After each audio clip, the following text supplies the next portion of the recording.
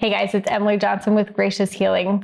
I know it's been a minute, so thanks for waiting for this next video to come out. We just wrapped up our homeschool group. So those homeschooler mamas out there who know, it can get a little bit tied up. So we're kind of ending that homeschool season and kind of moving into the summer, which means I have a little bit more free time to make these videos.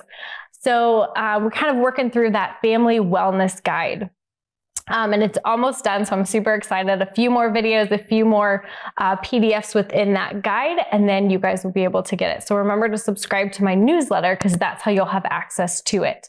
So we've been talking about nutrition and we've been talking about hydration and all that great stuff. So today we're going to shift a little bit more into just some mindset work. What we're going to talk about is stress.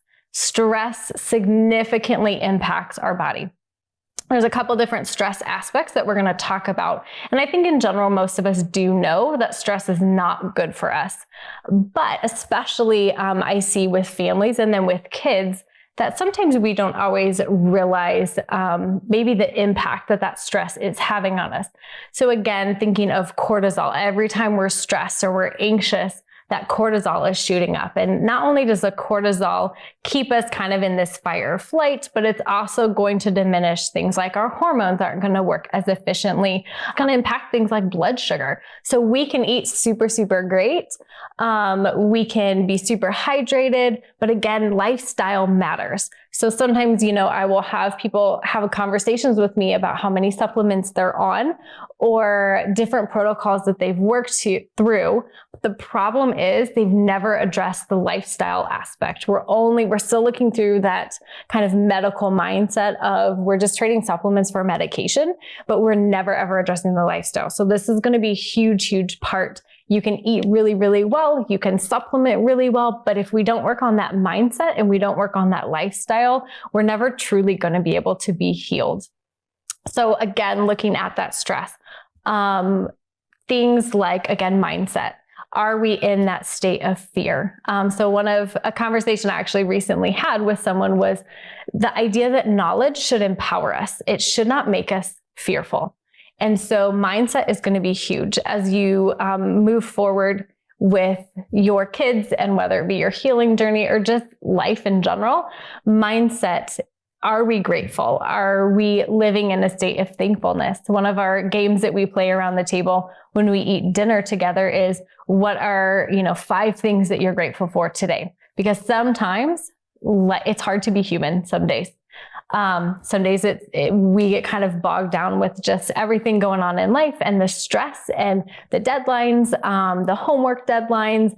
Maybe kids are just having a bad day or the weather's not great. So being able to always, always, always find something that we are grateful for. It's one of the best ways, again, we want to live a life that thrives. So again, we can be eating super great, but if we're not in this state of being grateful, that can be super detrimental to our health.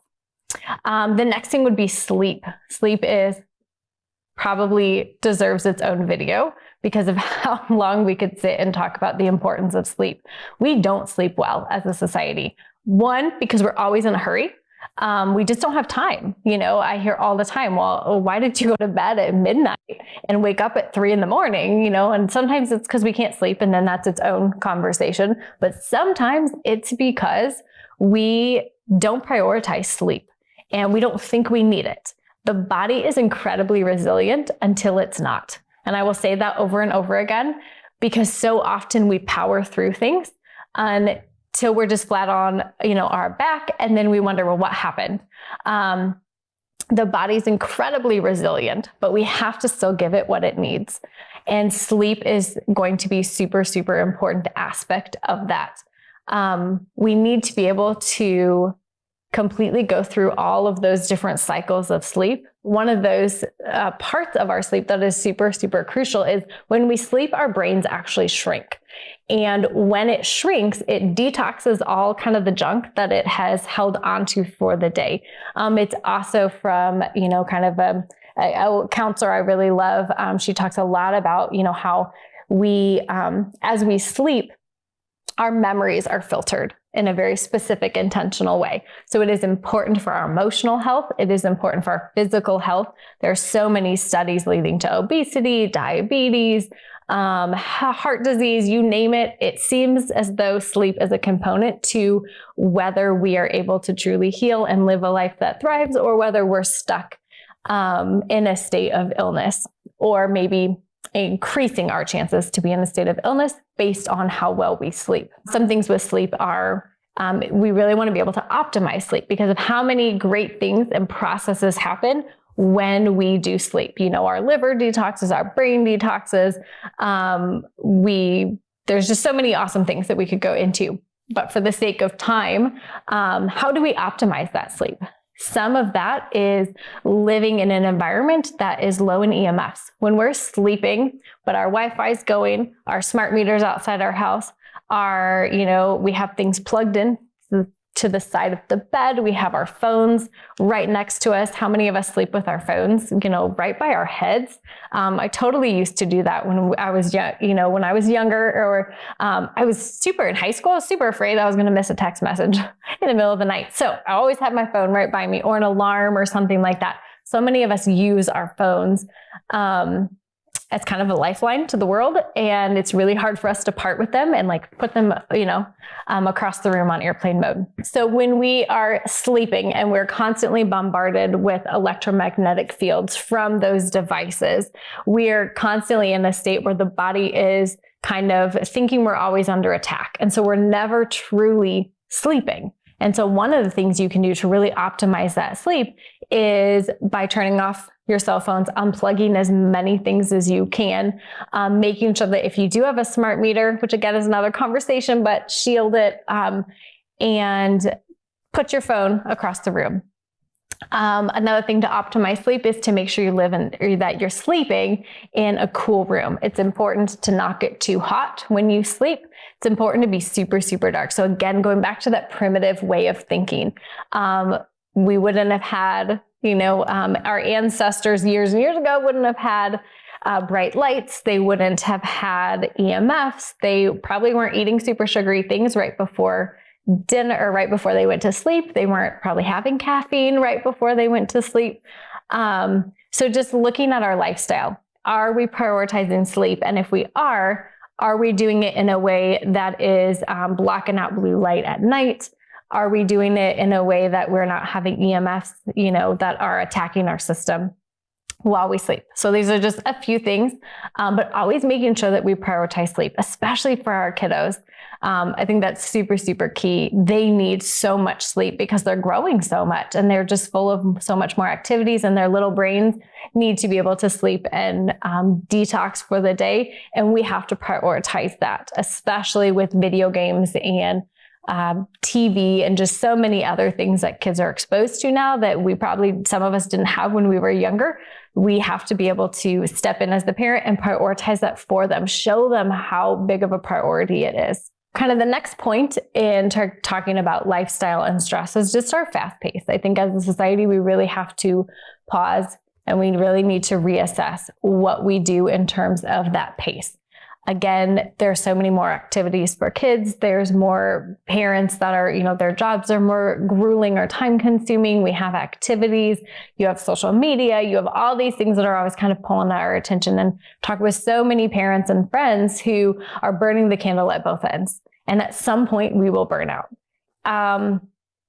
For years and years, my husband and I have had this conversation of you always pay for something. Life, it's hard either way. Being super busy is hard. Sometimes we struggle with feeling super left out, and that can also be hard, but we're always paying for something. So would you rather pay for your health later because you're running this crazy fast pace and not sleeping well and eating dinners in the car and not having that true deep community with family and close friends because we're just always in a hurry? Or are we, kind of prioritizing our health now and maybe paying for our kids to not be in every activity? We may get pushback on that, and that's okay.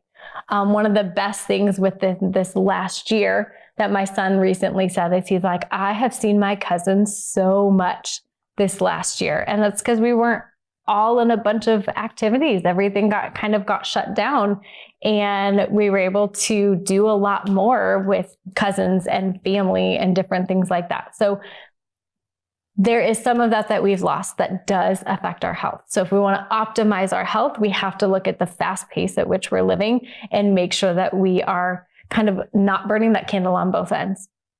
And then finally, the last thing I would encourage you to do is sometimes that stress in our bodies actually coming from a chronic illness. When we have chronic infection and inflammation, and sometimes that stress is a chronic illness, that we do need a practitioner to help us get to kind of the root cause of what's going on so that we can optimize our health. So when we've looked at everything else, we've worked on our mindset, we've worked on our sleep, we've worked on our stress level, and we're still feeling like there's some stress going on, or we still don't feel great, that's a great time to reach out to a practitioner like me or someone else who's going to truly get to the root cause of why someone in your family is not feeling well. All right. Thank you guys so much for watching. That's all we have today about stress. Next time, we're going to continue with 1 or 2 more videos, wrapping up that wellness family guide. If you like this video, please leave me a comment below. I'd love to just hear maybe 1 or 2 things that resonated with you. If you were listening to this and thought maybe of a friend who you'd thought would, find a piece of this information super helpful, I'd love for you to share it with them. It really helps me when you like and subscribe to this, and just helps us all kind of get the word out on how to live healthier lifestyles. So super appreciate you guys. I'll see you next time.